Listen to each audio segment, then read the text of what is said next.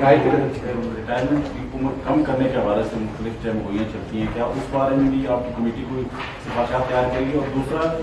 جو پینشن ختم کرنے کی, اور یہ دونوں پوائنٹ جو ہیں جو پینشن ختم کرنے کے حوالے سے بھی پرپوزل ہے. اسی میں ایڈ کر دیجیے گا کہ پشاور کی جو جامعات ہیں اس میں جو نئے اساتذہ کو بھرتی کیا گیا ان کو بھی پینشن ختم کرنے کا نوٹیفیکیشن کیا گیا, کیا اس میں کوئی صداقت ہے, ایسا کچھ ہے؟ دیکھیں جی, دو الگ چیزیں ہیں جو کہ آپ نے کہا کہ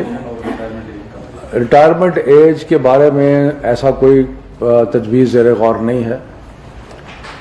بلکہ کم کرنے کے بجائے ایک تجویز مختلف جگہ سے یہ بھی آئی تھی کہ ریٹائرمنٹ کی ایج بڑھا دی جائے اور اس کو 65 تک کر دیا جائے, کیونکہ وقت گزرنے کے ساتھ لوگوں کی صحت بہتر ہو رہی ہے. وہ اس لیے کہ جو آپ کی جو ہے نا لائف ایکسپیکٹنسی جس کو کہتے ہیں وہ بڑھ رہی ہے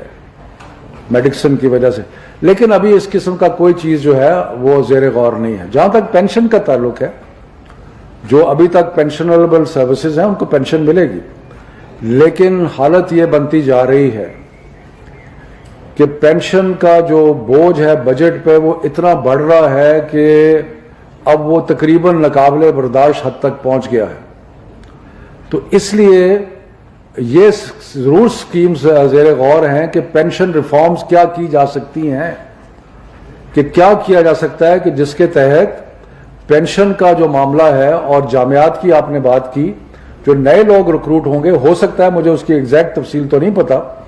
لیکن ہو سکتا ہے کہ جامعہ پشاور نے یہ فیصلہ کیا ہو کہ جو نئے لوگ بھرتی کیے جا رہے ہیں ان کو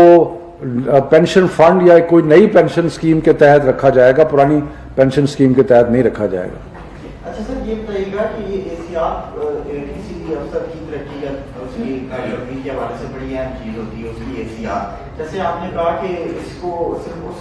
وہ ٹھیک ہو گئے, اس کی بیس پر نہیں ہوگا, بورڈ کو اختیارات دیے گئے ہیں, لیکن احتیاط جان بوجھ کر خراب بھی کر دی جاتی ہیں, تو اس کو کس طرح دیکھا جائے گا سر؟ دیکھیں جی, جو تو کارروائی کرنے کے پروگرام جو بات اپروو کی گئی ہے وہ تو یہ ہے کہ اگر لگاتار 3 ACR کسی افسر کی اگر خراب آتی ہیں تو اس کا مطلب یہ, اور وہ obviously 3 ACR ایک افسر کی طرف سے بھی لکھی جا سکتی ہیں, ایک سے زیادہ بھی لکھی جا سکتی ہیں, اور پھر اس کا اپیل پروسیس بھی ہے. اگر کوئی سمجھتا ہے کہ اس کے ساتھ زیادتی ہوئی ہے تو پورا ایک سروسز ٹریبیونل ہے, باقی چیزیں ہیں. لیکن یہ نہیں ہے کہ کوئی شخص کام بھی نہ کرے اور اس کو ریٹائر کرنے کا کوئی طریقہ نہ ہو. اب جو ہے وہ پورا ایک طریقہ کار وضع کر دیا گیا ہے کہ اگر 3 ACR خراب ہوں گی تو پھر ریٹائر کیا جا سکتا ہے, اگر پلی بارگین کیا ریٹائر کیا جا سکتا ہے, اگر والنٹری ریٹرن کی یعنی کہ خود پیسے واپس کر دیے جو کرپشن کا الزام ہے تو ریٹائر کیا جا سکتا ہے. تو یہ وہ آپ سمجھیں کہ ایسے لوگوں کی چھانٹی کرنے کی ضرورت جہاں محسوس ہوتی ہے کارکردگی کے نہ ہونے کی وجہ سے, وہ اپرچونٹی جو ہے ان قوانین نے دی ہے.